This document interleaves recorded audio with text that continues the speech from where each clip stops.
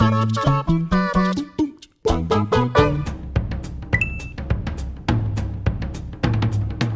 an achievement that I think is just the biggest waste of time is riddle resolver in the Batman Arkham Asylum game, or any of the Riddler achievements in any of the Arkham games, because some of them are relatively easy to solve and some of them you just kind of come across when you're just kind of exploring, but some of them you really have to trudge through all sorts of crap to try and find, and some of them you really have to rack your brain to try and figure out. And you guys know I don't have a lot of brain power, okay?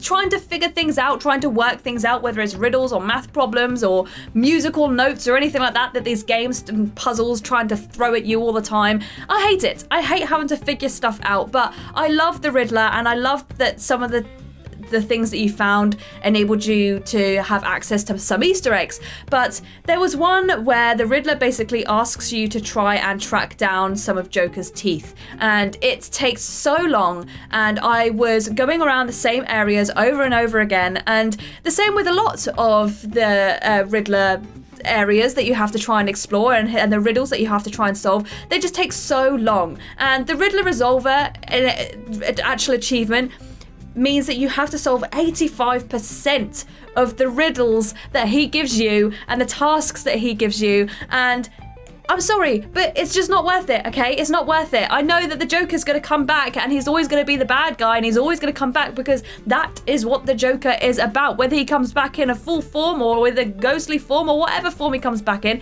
he's going to come back. So why does it matter? And after you've been searching the same area for 3 hours, racking your brain, it's just... No, I'm sorry, it's not worth it. I put my controller down, I'm done, okay? I love you, Riddler, but if you ask me to solve one more little riddle, I'm gonna shove that bloody question mark up your... somewhere that it's not supposed to be. Hello everyone.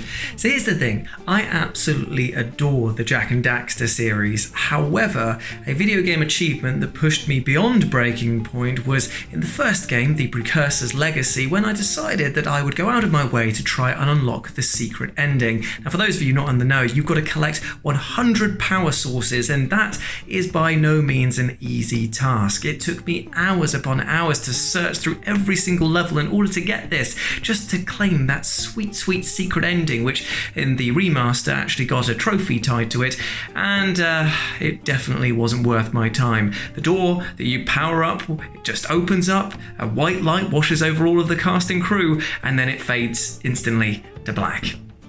That was it. That's what I wasted hours upon hours of my time in trying to achieve, and it was over before I even knew what was going on. It was just a lazy sequel bait that didn't even pay off at all when the second game, the much superior Jak 2 Renegade, came out. So yeah, to say that it was a bit of a disappointment and a waste of my time is quite the understatement. And in fact, the only precursor that was going on was that it was a precursor for me throwing the game out of the window. Speak to you soon. Yes, as I mentioned in my other video, I'm in my spare room. Look how spare my room is. Just random stuff. Just stuff that the world's never meant to see.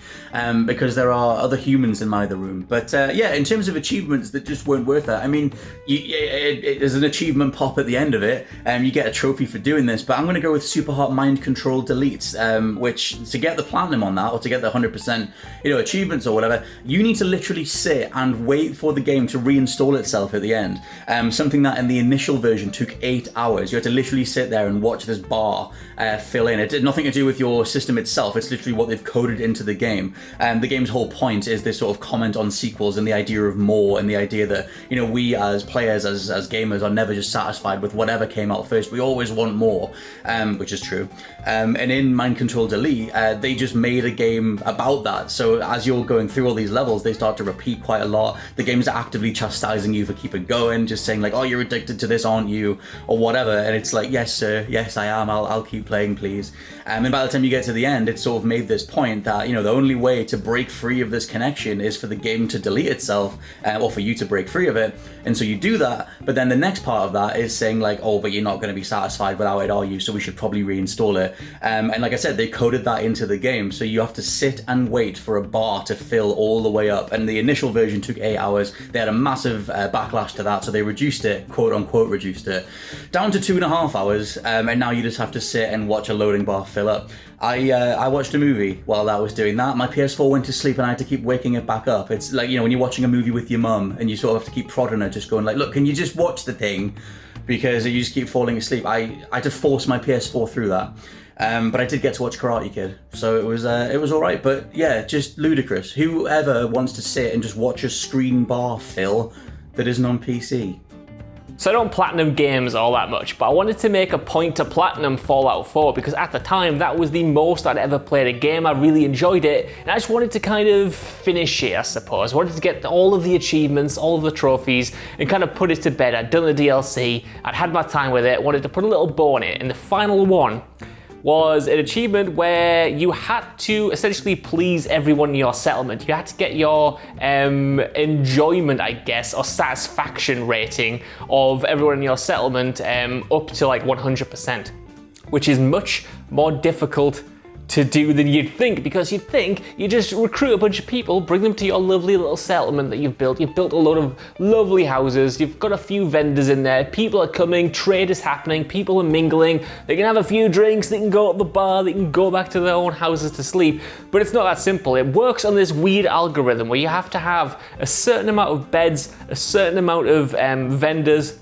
and just this arbitrary number of things, of tat in it. And at the time, I don't know what it's like now, because obviously I have more or less erased this entire experience from my memory. The requirements of what you had to do were so vague and so confusing that you were pretty much on your own. You had some vague guidelines of the things you might have to do to get that number up, but it was completely unclear. So I spent hours of my life messing with this settlement that I quite liked, just putting rows and rows of beds in it. I had to get a certain amount of beds. So houses, there's these houses that I'd spent hours of my life decorating and making sure people could live in them and enjoy them, became just essentially buildings for mattresses that were all wonky.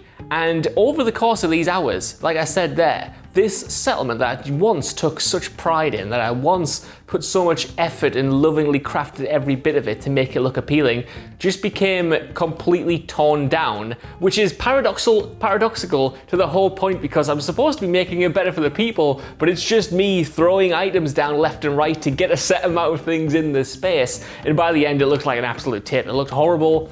There was just these dirty mattresses everywhere, these dirty walls, vendors literally up the street. Like, that economy wouldn't have worked because everyone would have just been fighting each other for commerce. Like, it didn't make any sense why this made the people happy, but it did. I eventually got that number above, clipped the trophy, got the platinum at the end of the day, and what did I have to show for it?